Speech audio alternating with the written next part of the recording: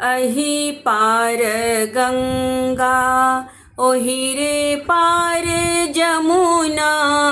अही पार गंगा ओही रे पार जमुना। ओही रे पार जमुना बिचही बसुना। रंग रे जबारे भैया बिचही बसुना। रंग रे जबारे भैया बिचही बसुना। रंगी दे रंग रेजबा भैया धानी रंग चुनरिया। रंगी दे रंग रेजबा भैया धानी रंग चुनरिया। धानी रंग चुनरिया सुखल दीहना। ओही कदमा के डरिया सुखल दीहना। अपना महल सो बाहर भेली सासु।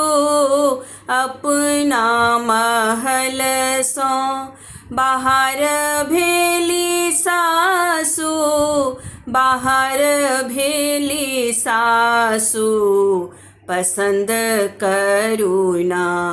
अपना बेटाल पुतहु पसंद करुना। अपना बेटाल पुतहु पसंद करुना। धानी रंग चुनरिया में सांवली सुरतिया। धानी रंग चुनरिया में सांवली सुरतिया। सांवली सुरतिया गजब शोभना। हमरा बेटा के जोरिया गजब शोभना।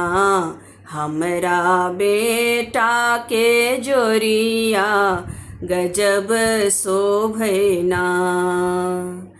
रंग दे रंग रेजबा भैया लाली रंग चुनरिया।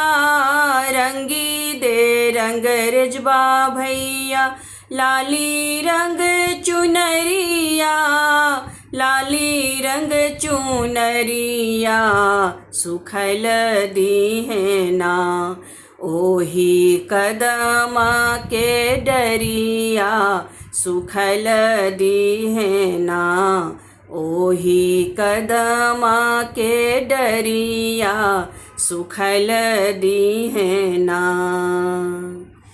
अपना सासुर सो आएली ननदिया। अपना सासुर सो आएली ननदिया। आएली ननदिया पसंद करुना। अपना भैयाल भौजी पसंद करुना। अपना भैयाल भौजी पसंद करुना। रंगी दे रंग रेजबा भैया धानी रंग चुनरिया। रंगी दे रंग रेजबा भैया धानी रंग चुनरिया। धानी रंग चुनरिया सुखल दीहना। ओही कदमा के डरिया सुखल दीहना। ओही कदमा के डरिया सुखल दीहना।